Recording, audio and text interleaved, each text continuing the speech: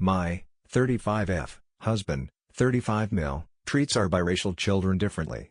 He favors the one that looks white, like him. I'm Latina, and my husband is white. We have 2 children. Our daughter, 8F, looks just like my husband. She has white skin, straight hair, and Nordic facial feature.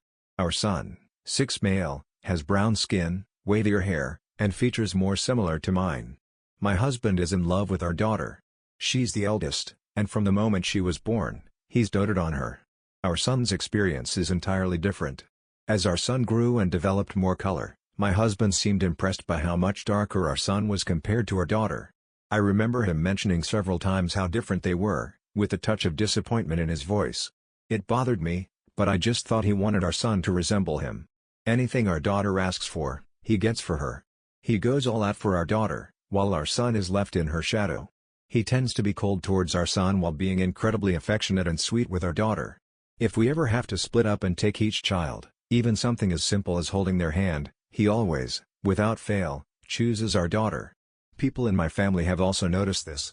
I've tried to rationalize this to myself that maybe it's because she's his little girl, maybe because she's his firstborn, etc. I took the kids swimming last weekend.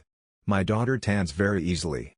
By the end of the day, she had a lovely tan, and when we got home, my husband was upset. He said, "Why didn't you put sunscreen on her?" in an annoyed voice.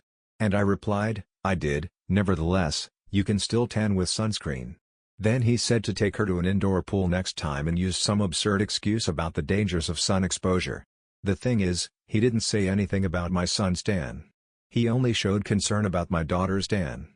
I confronted him about it later that night, and he acted as if I were crazy and simply brushed it off. At this point, I feel uncomfortable around my own husband, and I'm beginning to think I married a prejudiced man. I don't know what to do. My son is still young now, but eventually, he'll notice this.